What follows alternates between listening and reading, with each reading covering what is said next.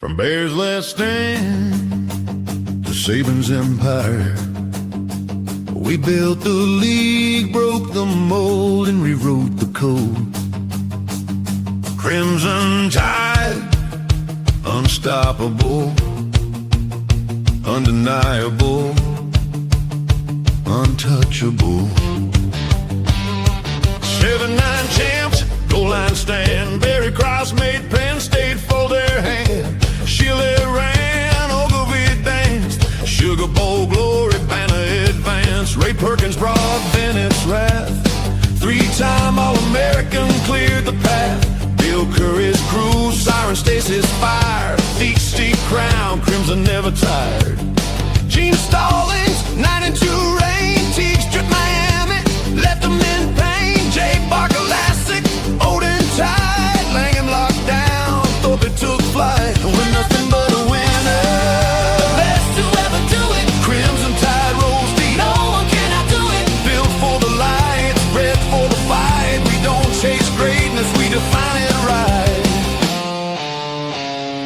Saban touchdown, turn fire to flame. 6 rings later, they chant his name. And Graham ran wild, first Heisman won. 2009 Texas came undone. And welcome back to Tight Sports. Welcome back to Tight Sports. We are one day away from the classic matchup of Titan versus Little Titan, Oklahoma. Oh man, it's so many storylines coming up this week. We got Derek Nix. I got somebody put on X that Derek Nix is bringing 30 players. No, we don't need all that trash over here. We need about 4 players. Please free Auburn. Please free Joe Phillips. Let that man go. Let him go live his best life. Get that man out of there. Anyway, let him come to University of Alabama. Anyway, starting this segment off of one day left on a somber note. Steve Tannehill, a legendary figure in Steve, University of South Carolina football history. He passed away December 14th. That's my mom's birthday. Rest in peace, mama. At the age of 52, you're younger than me. He was a 4-year starter with the Gamecocks from 92 to 95. He's widely credited with giving them a new sense of swagger. You had to see it because it was just like, quarterbacks were cut and dry. Everybody kind of looked like Tom Brady without the commercials. And he came in there, he had a mullet. He took over as a freshman on an 0-5 team, and he got them to a 5-6 finish, which, South Carolina, don't let the new stuff here fool you. They kind of been trash for a minute. I'm sorry. I'm just telling you like it is. It's the truth. It's the truth. I'm not lying. But he solidified the Gamecocks lore. They started coming to the game. And, he started setting records. He made it exciting. If nothing else, you can be exciting. So he ended his career there, first in career passing touchdowns at 62, completions at 753, career passing. He's second at 87-82, 8,782 yards passing. And he helped take them to their first bowl win ever, where they beat West Virginia 24-21 in the CarQuest Bowl, where he was named MVP. So after that, he was an undrafted free agent. He became a successful high school coach, winning 5 state championships. Who say they got 5 state championships as a coach? Come on now. 5. 3 at Chesterfield and 2 at Cambridge Academy. He also became a local businessman, owning them bars like Urban Meyer, with all the innuendos, scaring his wife half to death. Restaurants in Columbia and Spartanburg. Oh man, he died at his home. He had a long battle with cancer. He will be remembered by former coaches and teammates for his signature mullet and his home run swing touchdown celebration. You just don't realize. Outside of the NFL, man, wasn't none of this all No, you better get it, man. You get thrown out. You get suspended for 5 games up there talking about I'm about to shoot a whole audience and all that stuff. Man, them people put you out of the game forever. So anyway, he did play against Alabama once during his career at South Carolina, but That's because they were in the East and we were in the West, and didn't play that many times. But they did meet. What did I write down here? September 18th, 1993, in Columbia. The performance was it was a defensive battle the whole time. Tannehill completed like 15 or 32. Told y'all, like I think that's under Gene Stallings. So we definitely had defense coming off that 92 championship. But to get their offense for the Gamecocks was unable to get in the end zone against a dominant Alabama defense. One of the game's turning points was interception thrown by Tannehill that Antonio Langham returned for a touchdown. And that wasn't unusual for that time because I don't care. One championship, it was a different situation. Those defenses that Stallings had over his last 3 or 4 years, they were hellacious. I wish they did have a 16-12 game playoff. Woo! I think Crimson Tide, we'll be sitting on about 21 national championships. Easy, easy, easy. Now, Steve Tannehill has passed away, and so has the political career of A.J. McCarron. He has decided that he's hanging it up. He was supposed to be running for lieutenant governor. I'm glad he didn't. I'm glad he didn't, man. You know what A.J. McCarron been doing. Cincinnati Bengals backing up and quarterback camps. Now you want to go to Congress? No. Focus on what you do. He was on the campaign trail trying to tackle he's trying to tackle a new football responsibility that requires that championship focus that he has, and they don't know what he's about to do.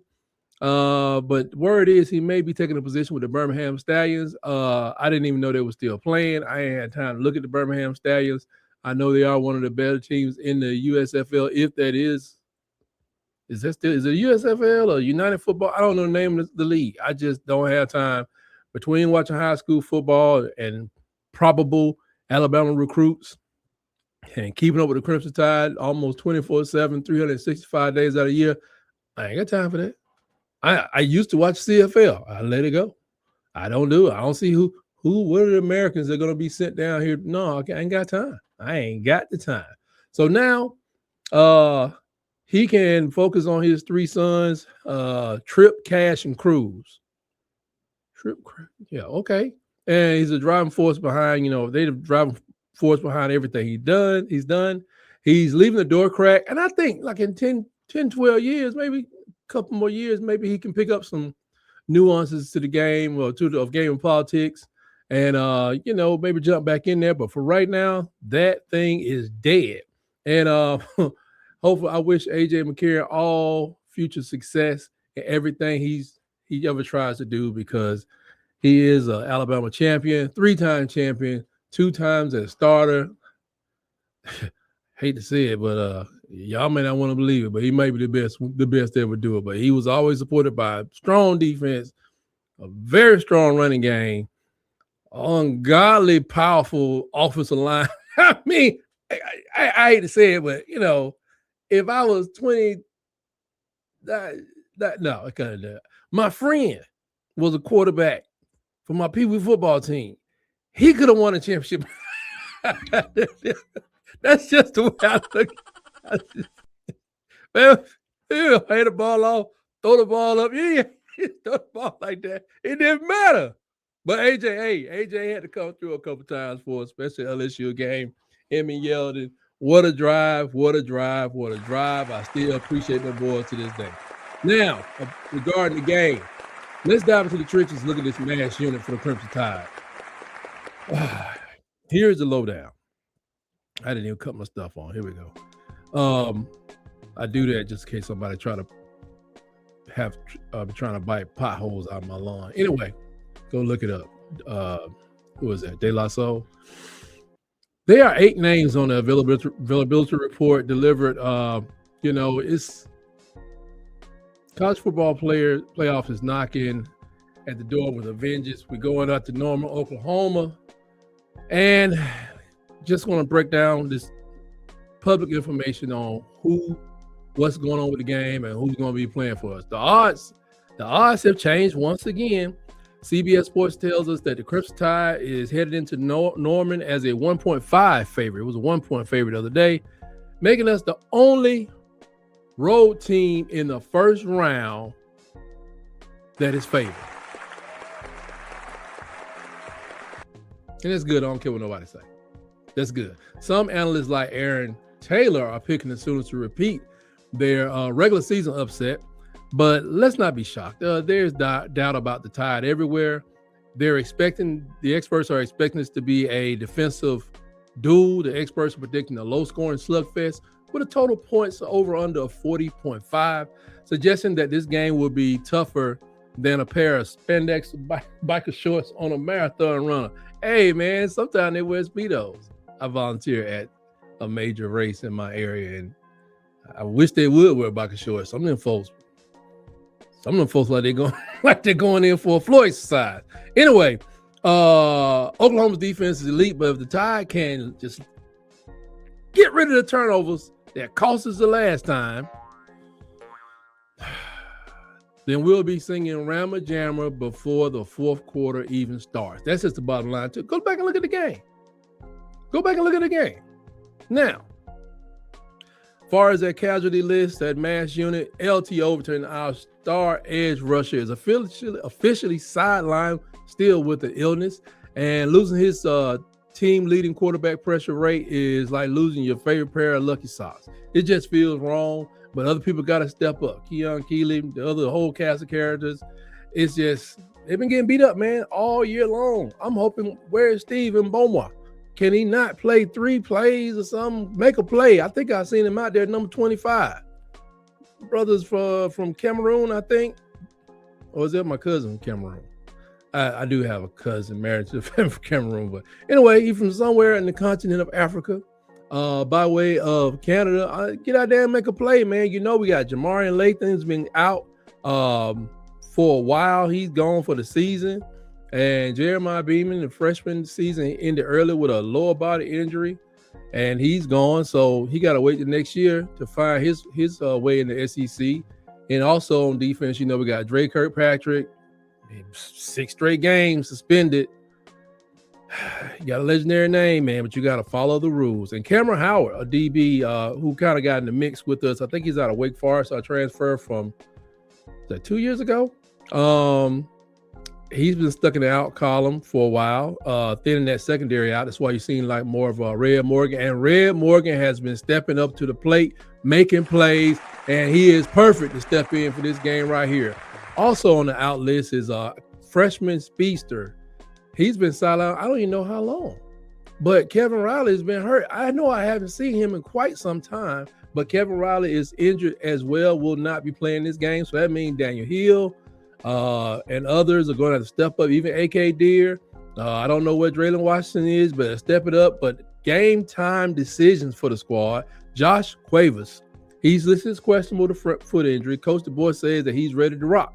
And to bring those Travis Kelce hands back to the red zone. Hey, be much appreciated because I see one more ball fired 25 yards down the field to nobody or to the other team, and I got any tight end sitting right at the yard marker, wide ass open. I don't know. I may pull the rest of my hair out. And I'm not talking about the hair on my head. Daddy Lewis, he's also questionable, but he's expected to suit up and to be a big body blocker out there clearing paths like a snow plow. It's not even snow on the ground. But here's the thing. There's a silver lining to this whole thing. While it looks like a long list, just remember, did I mention J.M. Miller? Did I mention Parker Brailsford? They are not on the list, meaning that our engine is tuned up and the tires are fresh. We got depth, we've got grit, and we've got this, we got the script to turn Norman, Oklahoma into a Crimson Tide celebration. Rama Jammers for everybody. Also, a little piece for those that are heading out to the game. If you head down there to the Sooner State, they're saying that Norman is preparing for a traffic jam of epic proportion with security going all over the place. It's like they got more security than Nick Saban's defense in 2012. Okay. They said they're going to have one-way streets on this Lindsay and Brooks. So if you don't follow the blue lines on the map, you'll be wandering around Oklahoma like you're looking for your lost remote. I'm telling you, this is going to be a huge game. It's going to be epic. I want y'all to be safe going out there. You know what I'm saying? Be respectful, but celebrate. Have a good time. But we want you to make it home safely without any papers on your head. Okay. So that's all I got for today. We'll see you. I guess I'll break it down today on game day. I'm gonna put another one out here, game day. Maybe I'll look at the stats. Do the stats even matter? Is this a grudge match? We haven't played Oklahoma a lot in the history, but maybe I just look at the key things. And my man Brooks Austin, film guy, he broke down the whole first game from the second half forward. I can't even watch it. But I may have to watch it, just give you my thoughts. I may put it on double the speed so I can watch it, hear what he says, because I think it still comes down to those three turnovers that happened in that game. It was a catastrophe of every proportion. But that's all I got for this segment right here. We will check you out next time, same time. I'll drop it Saturday morning. Remember to join me around the middle of the fourth quarter. At the end of the game, we're going to do a game recap type show. And also remember my show Around the Herd every Tuesday, 7 p.m. Eastern, 6 p.m. Central.